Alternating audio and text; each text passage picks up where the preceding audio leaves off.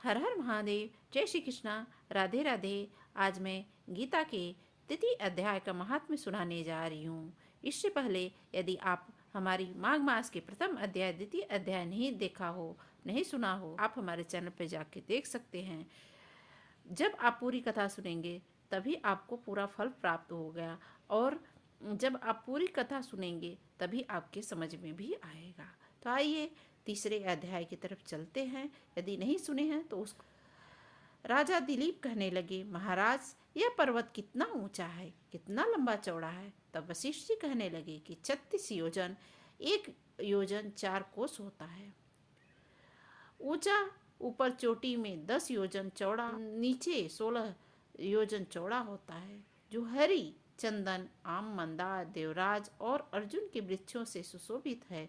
दुर्भिक्ष से दुखी होकर इस पर्वत को और फल फूलों से परिपूर्ण देखकर भृंगु वही कहने लगे, और यहाँ पर कंदरानों उपवनों में बहुत दिनों तक तप करते रहे। इस प्रकार जब भृंगु ऋषि वहाँ पर आने आश्रम पर रह रहे थे तो एक विद्याधर अपनी पत्नी सहित उतरा। वे अत्यंत दुखी थे। उन्होंने भृंगु ऋषि को प्रणाम किया और ऋषि ने बड़े स्वर में उनसे कहा कि हे विद्याधर, तुम बड़े दुखी दिखाई देते हो, इसका कारण क्या है। तब विद्याधर कहने लगे कि महाराज, पुण्य के फल को पाकर, स्वर्ग पाकर तथा देवतुल्य शरीर पाकर भी मेरा मुख व्याघ्र जैसा है। मेरे दुख और अशांति का यही कारण है। न जाने किस पाप का फल है। मेरे चित्त की व्याकुलता का दूसरा कारण भी सुनिए।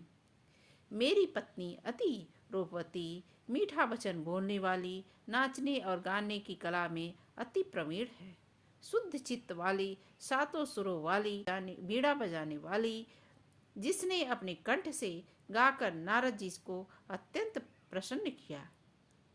नाना स्वरों के नाद से बीड़ा बजाकर कुबेर को प्रसन्न किया।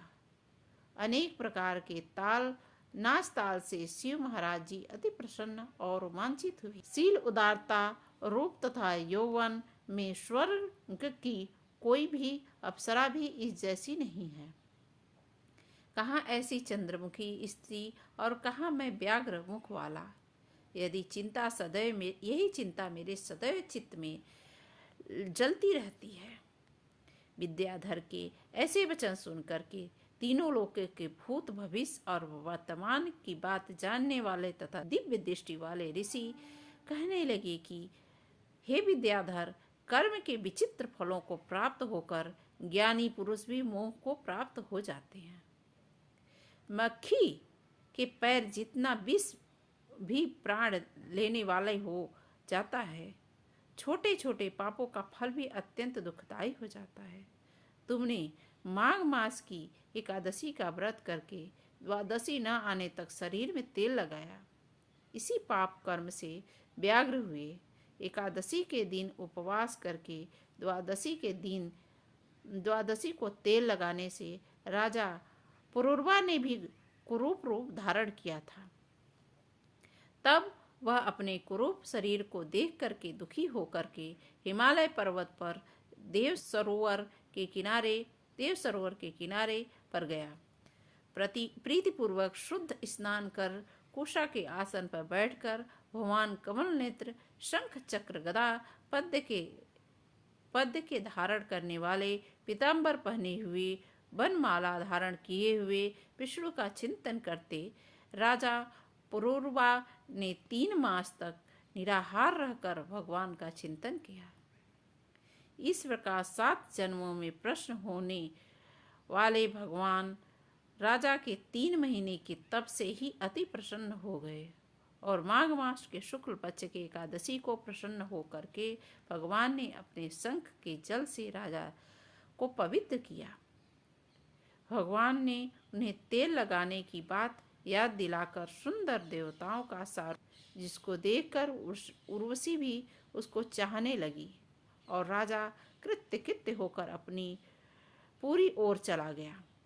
भृंगु ऋषि कहने लगे, हे विद्याधर, इसलिए तुम क्यों दुखी होते हो।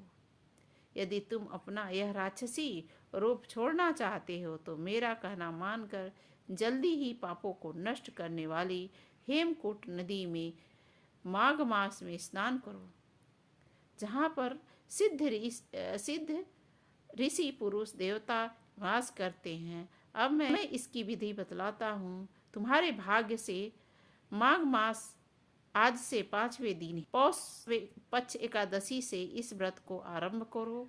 भूमि पर शयन करो, जितेंद्र रहकर दिन में 3 बार स्नान करके महीना भर निराहार रहो। सब भोगों को त्याग कर तीनों समय भगवान विष्णु का पूजन करो।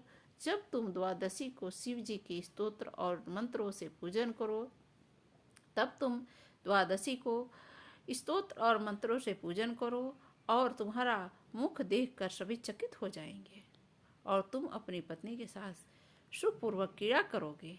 माघ मास के प्रभाव को जानकर सदा माघ मास में स्नान करो।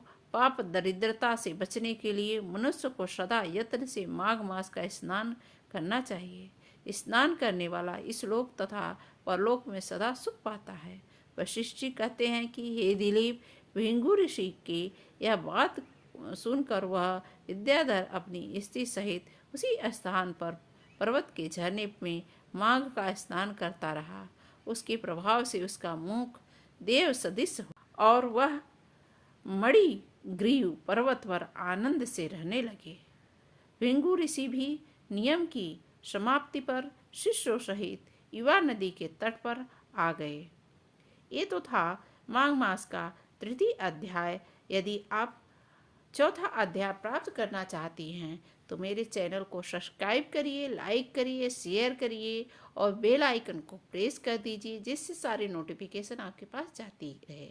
और जय श्री कृष्णा राधे राधे लिखना ना भूलिए, क्योंकि जय श्री कृष्णा राधे राधे बोलेंगे, जितनी बार बोलेंगे उतनी बार आपकी आत्मा भगवान में लीन हो जाएगी और आपको परम सुख की आनंद प्राप्त होगा। आपको परम सुख का आनंद प्राप्त होगा। तो आप राधे राधे लिखना ना भूलें। ओम हर हर महादेव। जय श्री कृष्ण राधे राधे।